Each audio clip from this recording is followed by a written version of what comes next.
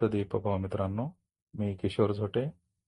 पुन्हा एकदा स्वागत आपल्या सर्वांच्या हक्काच्या चला शिकूया तंत्रस्नेही होऊया या यूट्यूब चॅनलवरती.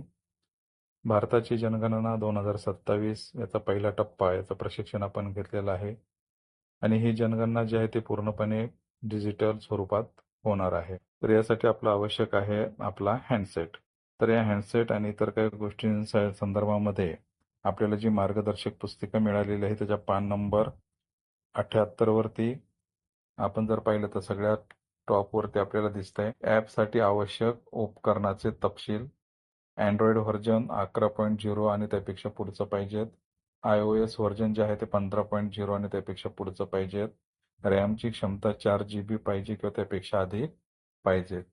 यानंतर AI टूलला हा प्रश्न विचारला त्यावेळेस AI टूलने जे उत्तर दिले ते याप्रमाणे आहे की अँड्रॉइड व्हर्जन जे आहे अपडेटनुसार 12च्या पुढचं आपल्याला लागू शकतं. रॅम 4 GBचा आहे आणि स्टोरेज जे आहे ते 8 GB रिकामी जागा आपल्याला असावी. त्यावेळेस आपलं ॲप अतिशय चांगल्या पद्धतीने चालू शकेल. आपल्या हँडसेटमधल्या या गोष्टी कशा पाहायच्या तेच आपण आज पाहणार आहोत. तर आपल्या हँडसेटमध्ये सेटिंगच्या ऑप्शनवरती जायचं आहे.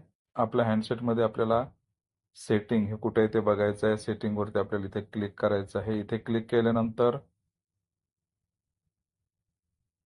अबाउट डिव्हाइस स्क्रॉल करत चालायचं. जिथे कुठे आपलं अबाउट डिव्हाइस हे दिसत असेल त्यावरती इथे आपल्याला क्लिक करायचं आहे. इथे क्लिक केल्यानंतर आपल्याला आपल्या या पद्धतीने दिसेल. कमी अधिक प्रमाणात चेंजेस असेल. इथे आपल्याला सगळ्यात आधी स्टोरेज दिसते बघा कितीपैकी किती आपण वापरलेलं आहे. रॅम इथे आपल्याला दिसत आहे. त्यानंतर व्हर्जन आता काहींच्या इथे दिसेल त्या खाली कोणतं व्हर्जन आहे अँड्रॉइडचं किंवा iOSचं.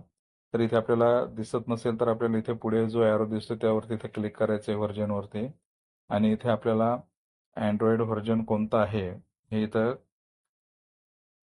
दिसेल. अँड्रॉइड व्हर्जन आता सध्या या हँडसेटचं 15 आहे आणि अँड्रॉइड सिक्युरिटी अपडेट जे आहे ते 1 एप्रिल 26 नुसार केलेली आहे. म्हणजे आपल्याला जर सॉफ्टवेअर अपडेटसाठी असेल तर तेही बघायचं आहे सेटिंगमध्ये जाऊन आणि आपलं सॉफ्टवेअर जे आहे ते अपडेट करून घ्यायचं आहे जेणेकरून की आपल्याला आपली जनगणना करताना कुठल्याही प्रकारची तांत्रिक अडचण येणार नाही. तर या यूट्यूबच्या शॉर्ट्समध्ये एवढंच. भेटत पुन्हा नवीन माहितीसह. तोपर्यंत जय तंत्रज्ञान.